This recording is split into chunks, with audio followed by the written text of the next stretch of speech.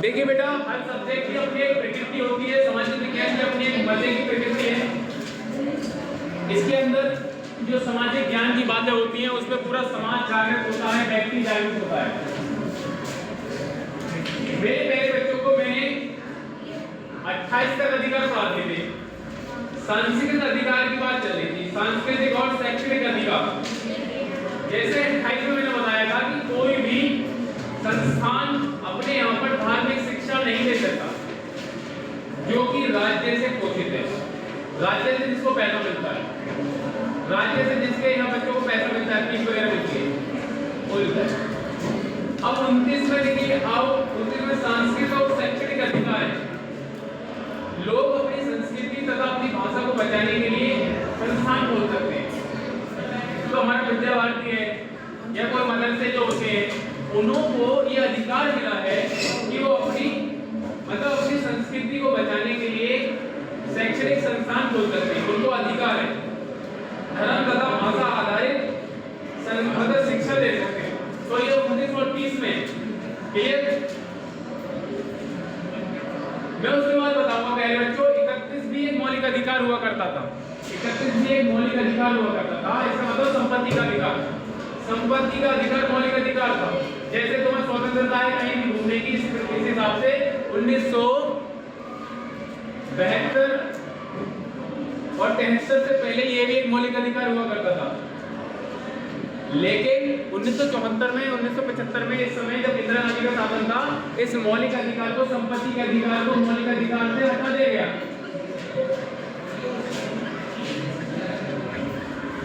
संपत्ति के मौलिक अधिकार मतलब ये हो गया कि कहीं से रोड निकलना है, कहीं आपका यहाँ पर खेत आ गया, आपका प्लॉट आ गया और यहाँ से हाईवे निकल रहा है और ये आपकी संपत्ति है, ये आपकी संपत्ति है, तो ये आपका मौलिक अधिकार है। अब इस रोड को पूरे को यहाँ से हटना पड़ता है, ऐसे निकलना पड़ता है,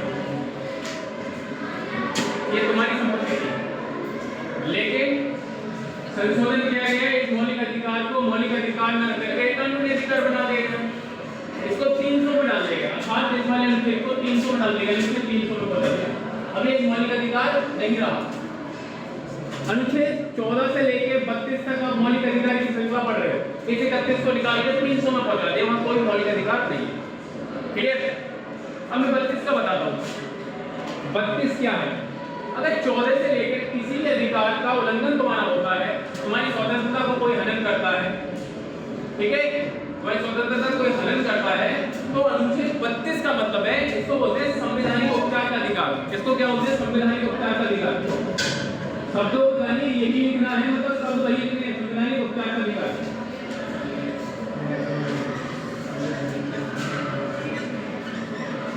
देखिए, इसका मतलब उपचार मतलब होता है इलाज, संवैधानिक रूप से उनका इलाज करना। 14 अधिकार मतलब 14 के तहत तुम्हें क्या नहीं मिला? बुद्धि के समझ संस्था नहीं मिली, अर्थात इसका मतलब है कि तुम्हारे साथ अन्याय हो गया।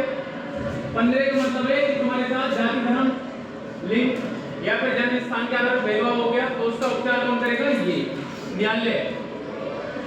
तो न्यायालय के समझ तुम्हें याचिका देते कि देखिए हमारे को जो अधिकार मिले थे 19, 20, 21, 22, 23 हमें उसके तहत कुछ मिलेंगे। तो 32 के तहत न्यायालय में तुम क्या कर सकते हो? पिटीशन डाल सकते हो, याचिका डाल सकते हो। तो न्यायालय क्या करेगा? न्यायालय देखो क्या करता है, इस संदर्भ में न्यायालय क्या करता है? 5 काम करता है। न्यायालय इस 32 के तहत बंदी प्रत्यक्षीकरण मांग सकता है। बंदी प्रत्यक्षीकरण का मतलब है, इस शब्द का मतलब बंदी प्रत्यक्षीकरण लिख रहा है, ध्यान देखते हैं ना। बंदी प्रत्यक्षीकरण का मतलब है कि किसी को बंदी बना के कहीं पर कैद कर लिया है और बताया नहीं जा रहा, तो न्यायालय क्या कहेगा? जो न्यायालय सुप्रीम कोर्ट है, हाई कोर्ट है, वो क्या करेगी? बंदी को मतलब जो कहती है उसको प्रत्यक्ष ले जाओ, और वो क्या दे सकता है? परमादेश दे सकता है, परम आदेश। परम आदेश का मतलब है भाई साहब कि सुप्रीम कोर्ट का जो आदेश है वो परम आदेश है। हम आदेश देते हैं, हम आदेश देते हैं, इसका मतलब है कि कोई जिसने भी उल्लंघन किया है उसको आदेश दिया जाता है। और ये आदेश देते किसे हैं? ये स्थानीय न्यायालय को आदेश देते हैं, पुलिस को आदेश देते हैं, और जिन्होंने उल्लंघन किया है उसको आदेश देते हैं। तो ये क्या है? स्थानीय न्यायालय को आदेश देते हैं।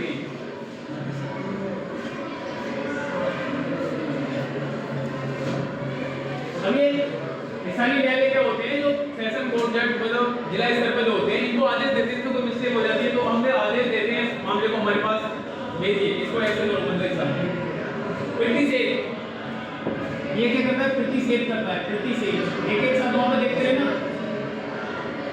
कहने को मतलब है अगर ये कोई स्थानीय न्यायालय किसी मामले में दखलंदाजी दे रहा है, मतलब कोई कार्रवाई चल रही, तो क्या कहते हैं प्रिटिसेज, इसका मतलब है कि इसको रोक दो। प्रिटिसेज का क्या मतलब है, इस मामले को, इस कार्रवाई को यहीं पर रोक दो।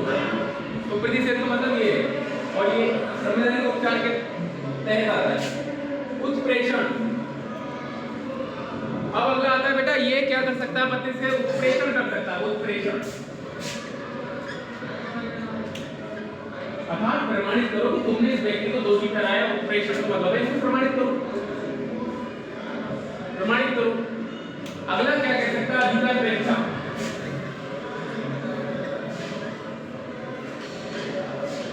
ये किसी से भी सरकार से इवन ये प्राइम मिनिस्टर या प्राइम मिनिस्टर की पूरी कैबिनेट से पूछ सकता है कि तुमने किस अधिकार के तहत ये काम किया।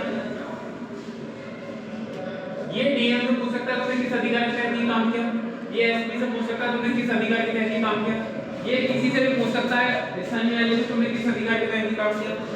किसी टीचर ने किसी बच्चे को इलीगल तरीके से मतलब जितना नहीं प्रताड़ित करना चाहिए था, किसी को टॉर्चर नहीं करना चाहिए था, पीटना नहीं चाहिए था, ऊंच नीच नहीं करना चाहिए था, कुछ हिसाब से कैसे, तो ये अधिकार परीक्षा के तहत ये कर सकता है। तुम्हारा क्या अधिकार है, अर्थात वो अधिकार बताओ, मतलब तुम अधिकार के बारे में जानते भी हो, तो इसके तहत न्यायालय क्या करता है, अधिकार परीक्षा भी कर सकता है। तो ये हो गया संवैधानिक उपचार आएगा। बेटा देखो मैंने 14 से लेके पूरे 32 के 32 अधिकार तुम्हें अच्छे से समझाए, क्लियर। 14 में मैंने तुम्हें समझाया विधि के समझ सबका, 15 में समझाया धर्म जाति लिंग स्थान जन्म स्थान आदि पे तुम्हें भेदभाव का अभाव, 16वें में लोक नियोजन समझाया था, 17वें में मैंने अस्पृश्यता का अंत समझाया था, 18वें में उपाधि का अंत समझाया था, कोई जमींदार वगैरह किसी मतलब लॉर्ड वगैरह किसी उपाधि के रहेंगे। 19 में मैंने बात स्वतंत्रता का बताया था, कहीं भी गड़बड़ कर सकते हो, कुछ भी बोल सकते हो, लेकिन देश की एकता के इसमें होना चाहिए। 20 में मैंने तुम्हें क्या बताया था, दोषी सिद्ध मतलब किसी व्यक्ति को दोषी सिद्ध नहीं किया जाएगा। फिर 21 में जीवन का अधिकार बताया बाबत, 22 में हमने क्या बताया था पहले बच्चों कि किसी को मतलब पैरवी करने के लिए वकील दिया जाएगा। 23 में मैंने शोषण के विरुद्ध, 24 में भी यही था, 25 में मैंने धर्म का प्रबंधन बताया था, 26 में मैं भी धार्मिक चीजों के बारे में, 27 में टैक्स नहीं लगाया जाएगा, 28 में धार्मिक शिक्षा नहीं दी जाएगी, 29 में और 30 में कोई भी धार्मिक शिक्षा दे सकता है, ठीक है, अपनी भाषा संस्कृति का संरक्षण कर सकता है। 31 को मैंने बताया 300 पड़ गया। 32 में मैंने उपचार में तुम्हें बेटा बंदी प्रतिकरण परमादेश प्रतिषेध और उत्प्रेषण अधिकार प्रश्न को समझा जाए। जो मैं बोल रहा हूँ एवरीथिंग इज रिकॉर्डेड, सब कुछ रिकॉर्ड भी हो रहा है, ठीक है। और मेरी उम्मीद है यहाँ इस क्लास से आने वाले समय क्या तुम स्टेट का टारगेट बनाओ कि बच्चे स्टेट में टॉप करें, वो करेंगे। हम टाइम पे सिलेबस करके और टाइम से रिवीजन करके फिर स्टेट में टॉप करने के बाद आपके बड़े बड़े अरमान हो, बड़े बड़े लक्ष्य हो। और मैं आपको एक बहुत ही इंपॉर्टेंट और बहुत ही मस्त टॉपिक बताने वाला हूँ, उसके तहत देखो मैं तुम क्लास में बैठे बैठे सब राजा लोगों को राजा तुम अच्छा आप बताओ अभी देख रहा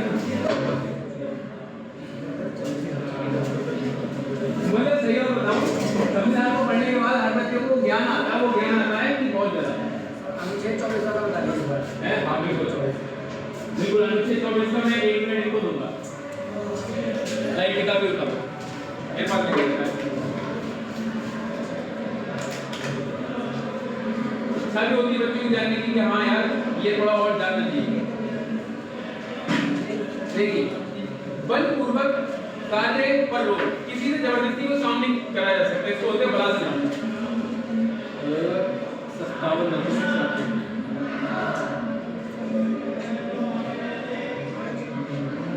देखिए बलात्कार 24 इन्होंने पूछा रोहित ने, ठीक है। 23 और 24 दरअसल जो 23 और 24 हैं, 23 और 24 यही विद्यार्थी मतलब यही है, वो ये है शोषण के विरुद्ध अधिकार, शोषण के विरुद्ध अधिकार। कहने मतलब किसी का किसी प्रकार से शोषण हो रहा है तो उसके लिए उस शोषण के खिलाफ अधिकार देने, जो भी शोषित हो रहा है उसको अधिकार। 23 और 24 सूत्र है भाई, मतलब यार पता होना ही पर्याप्त है, गहराई से पता होना ही पर्याप्त है। सब व्यक्ति तुम्हारे सामने बिल्कुल नन, बिल्कुल जीरो। मतलब मैं इसलिए तो कहता हूँ कि पढ़ना जरूरी है। कुछ बनने के बाद व्यक्ति मजबूर हो जाता है। तुम्हें सब कुछ पता है, पुलिस वाला तुम्हारे सामने हीरो पढ़ा रहा है, yes sir, yes yes sir, no sir, this like this. तुम्हें मात्र पते होने का ज्ञान होना चाहिए, पते होने का। 14 साल का लड़का है, तुम्हें तो पता होगा थोड़ा बहुत, प्रधानमंत्री का रखा है बेटा। तुम समझो 14 साल का बच्चा, एक यूट्यूबर और कितना ज्ञान, पूरा प्रधानमंत्री, और रातों रात कितना बड़ा वो पहुंच रहा है। तो एजुकेशन कुछ नहीं, मेरी खोपड़ी में भी इतना दर्द हो रहा था। देखिए अगर एजुकेशन अंदर जब माहौल में ज्ञान की बातें होती है तो बेटा हमारा पॉजिटिव चीजें बड़ा रिएक्ट करती है। हमें जो चीज बताने जा रहा हूँ जाने क्या चीज, उसको और ही ज्यादा अच्छी चीज देखिए, समझो क्या है। मेरे लाल बड़ा अच्छा सा टॉपिक बचा है लास्ट का, जनहित याचिका। चाहे मुझे कल तक इस पे बोलना पड़े, मैं बोलूंगा।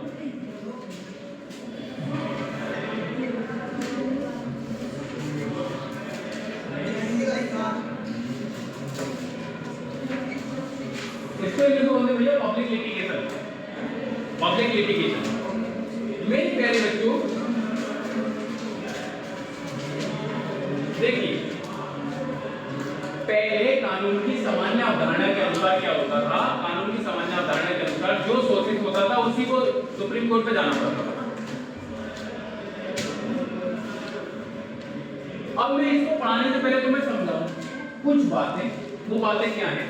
देश की कार्यपालिका और विधायिका और सरकार, देश की कार्यपालिका, विधायिका और सरकार से ऊपर है मौलिक अधिकार। तो मेरे बच्चों, देश की कौन? विधायिका। जो मैं तुम्हें कह रहा था कि पूरी शक्ति इन्हों में है। सरकार, मैं बोलता हूँ कि सरकार माई बाप है, मतलब सरकार सबसे बड़ी है। इससे भी ऊपर है 14 से 32 वाले अधिकार। ये उनके सामने कुछ भी सब्जी बेचेगी इस हिसाब से 500 किलो आलू। सरकार की बात कर रहा हूँ मैं, इंडियन सूत्रों के सामने, ये संविधान के सूत्र है ना, इनके सामने सब ढीले रखते हैं। तो मैं तुम्हें बात बताता हूँ कि कार्यपालिका, विधायिका और सरकार से भी ऊपर है मौलिक अधिकार। इससे भी ऊपर है मौलिक अधिकार। मैं तो उसमें कहानी कैसे बताऊंगा? जब देश आजाद हुआ था तो देश में बहुत ज्यादा मतलब सिस्टम ठीक नहीं था। पंडित जवाहरलाल नेहरू के सामने चुनौती बहुत बड़ी थी। तो ज्यादातर लोग वकीलात करते थे। क्या करते थे? वकालत कर लेते थे लंदन में जाके। तो ज्यादातर लोग जो जमींदार होते थे बड़े बड़े, वो क्या करते थे? मेरा वकील बनते थे, बैरिस्टर बनते थे, वकील साहब बनते थे। क्लियर? और मतलब 10-12% लोग पढ़े हुए होंगे, उसमें 2-3% वकील थे। तो ये लोग तो इनके जब अधिकारों का उल्लंघन होता था तो ये न्यायालय चले जाते थे। इनके पास पैसा बहुत था, बहुत बड़े जमींदार थे। लेकिन जो गरीब व्यक्ति था वो बेचारा कैसे न्यायालय जाए? उसको तो पता नहीं व्हाट इज न्यायालय। उनको छोड़ो, तुम में से सही से अभी किसी को ना पता हो। तो छठे से पढ़ते हैं, साथ में तो पूरे लेक्चर पढ़ा है। खैर छोड़िए, देखिए लो। अब मेरे प्यारे बच्चों, देश के जो देश की जनता है उसके सामने क्या चुनौती है? अधिकार हनन होने पर देखिए कानून की सामान्य अवधारणा, कानून की सामान्य अवधारणा पहले क्या होता था? कानून की सामान्य अवधारणा,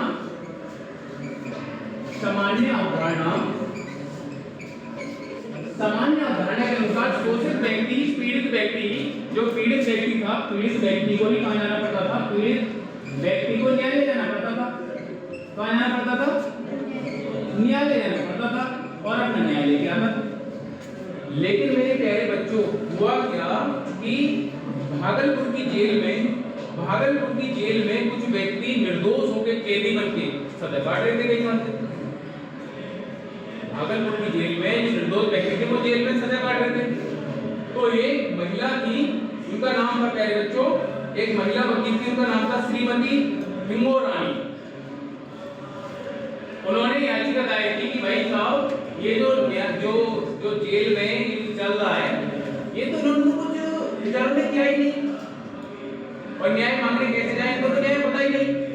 तो देखिए क्या हुआ मेरे बच्चों, क्या हुआ कि 1900 69 से अवधारणा बदल गई, ये वाली सामान्य उसकी 1969 से 1979 से ये अवधारणा में क्या आ गया, परिवर्तन आ गया। अवधारणा में क्या आ गया, इस वाली में इस अवधारणा में परिवर्तन आ गया। और इस परिवर्तन को शुरू हो गया न्यायिक सक्रियता शुरू हुई। क्या हुई, न्यायिक सक्रियता। इसके बाद क्या शुरू हुआ बेटा, न्यायिक सक्रियता। अब न्यायिक सक्रियता का मतलब समझे तो भैया, न्यायिक सक्रियता का मतलब है कि अब न्यायालय सक्रिय रहेंगे। और पहले न्यायालय क्यों सक्रिय नहीं रहते थे, आपको मैं एक सेंस में समझाऊं। अब यार इधर समझो, इधर पीटी नेहरू है, इधर मतलब पूरे देश के प्रधानमंत्री तो है ही वो, और वो कितने बड़े वकील भी हैं और पूरी दुनिया में उनका मतलब जलवा है। जब पंडित जवाहरलाल नेहरू यूएसए की सड़कों पर निकलते थे तो बेटा बड़ी बड़ी यूनिवर्सिटियों में भीड़ लग जाती थी। जब पंडित जवाहरलाल नेहरू यूएसए लंदन में जाते थे तो बहुत बड़े सेलिब्रिटीज थे। एक तरफ तो पंडित जवाहरलाल नेहरू और दूसरी तरफ सुप्रीम कोर्ट का एक जज। तो उस समय वो परीक्षा दे के आया है और परीक्षा देकर वो जज ही बनाए हैं। अभी तो देश आजादी हुआ है 1950, मतलब 1950 में सब चीज लागू हुई। तो एक तरफ एक जज बैठा है, और दूसरी तरफ इतने मतलब प्रसिद्ध व्यक्ति, मतलब पूरी दुनिया में उनका नाम है, पंडित जवाहरलाल नेहरू। तो ये न्यायालय है वो तो थोड़ा हिचकिचाएगा कि यार पूरे देश मतलब पूरी दुनिया का सबसे प्रसिद्ध आदमी है और जो वो कर रहा है वो सही कर रहा है। वो कौन है, सरकारी है, पंडित जवाहरलाल नेहरू सरकारी।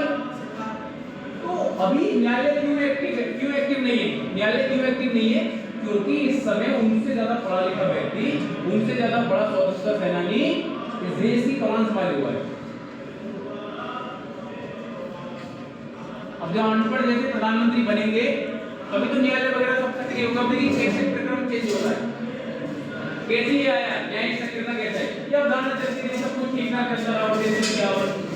52 53 और ये बेटा 64 में पंडित जवाहरलाल नेहरू की मृत्यु हो जाती है। 64 में पंडित जवाहरलाल नेहरू की मृत्यु हो जाती है और फिर इंदिरा गांधी शासन में आ जाती है।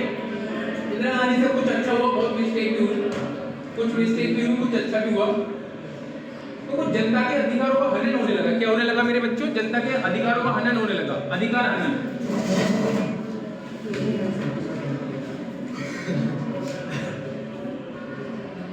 तो इस अधिकार हनन की दौड़ में कुछ व्यक्ति को भागलपुर जेल में मतलब बंदी बना लिया गया, ठीक है, बंदी बना लिया गया। अब यहीं से देखो ये अवधारणा में परिवर्तन कैसे आता है। ये तो तुम्हें यहां तक परिवर्तन समझ में आ रहा है, बिल्कुल समझ में आ रहा है, क्लियर। जनहित याचिका का मतलब है जो पूरे जन के हित में हो। और यहाँ पर जन के हित में पहले कानून की सामान्य अवधारणा क्या कहती थी, भैया जो पीड़ित है वो जाओ न्यायालय जाओ, पैसा खर्च करो अपना। दस्तखत मांझी मूवी में देखी, 5 करोड़ वाली देख लेंगे, 6 करोड़ से 2 करोड़ ये उसको देख लेंगे जाके। तो वो कहाँ से ले जा रहे थे न्यायालय में, बेटा 4 करोड़ बच्चे में छूट रहा।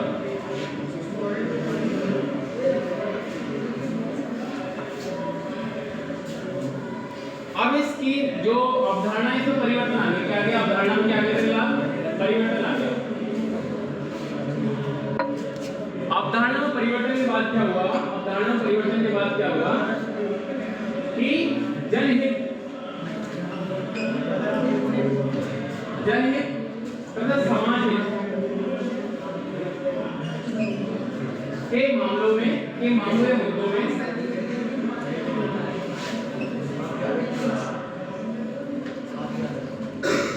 जनहित के मामले तथा मुद्दों को कोई व्यक्ति उठाकर न्यायालय में पहुंचा सकता है। कोई व्यक्ति उठा के न्यायालय को मामले को न्यायालय में पहुंचा सकता है।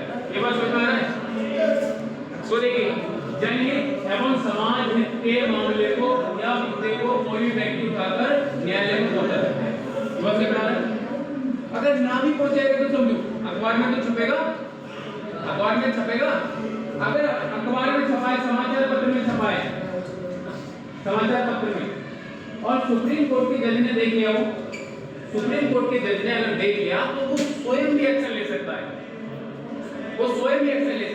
जैसे मान लीजिए न्यूज़ में कुछ जो आंदोलन कर रहे थे या कुछ भी रैली निकाल रहे थे, उनके ऊपर पुलिस लाठीचार्ज कर दे और कोई एक्शन नहीं हो, थाने में कोई रिपोर्ट नहीं हो और ये बात पता पड़ जाए तो न्यायालय अधिकार परीक्षा के तहत तुम्हें ये सब क्या है अधिकार बताओ। कुछ बोलते हैं न्यायिक सक्रियता। इस पूरे प्रोसेस को क्या बोलते हैं, न्याय जो है न्यायपालिका क्या होगी मेरे लाल, सक्रिय होगी। क्या होगी बेटा, न्यायिक सक्रियता। इस टोटल प्रोसेस को क्या बोलते हैं, न्यायिक सक्रियता।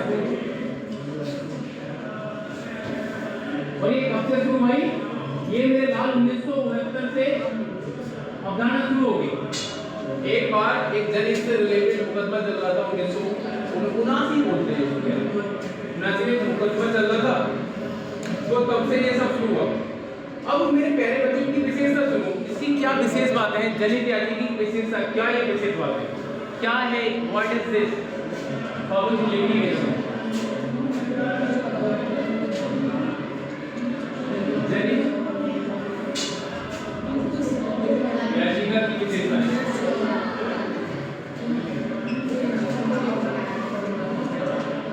यार, मेरा मतलब मेरे गांव में भी की तरह मुझे कहना नहीं चाहिए। दरअसल मेरे गांव में कई बार ऐसा दरोगा पुलिस से मेरी बहुत होती रहती है, होती रहती है। क्यों होती रहती है, क्योंकि तुम दो बातें जान जाओगे और जो सत्य है वो लीगल है तो तुम कभी झुकोगे नहीं।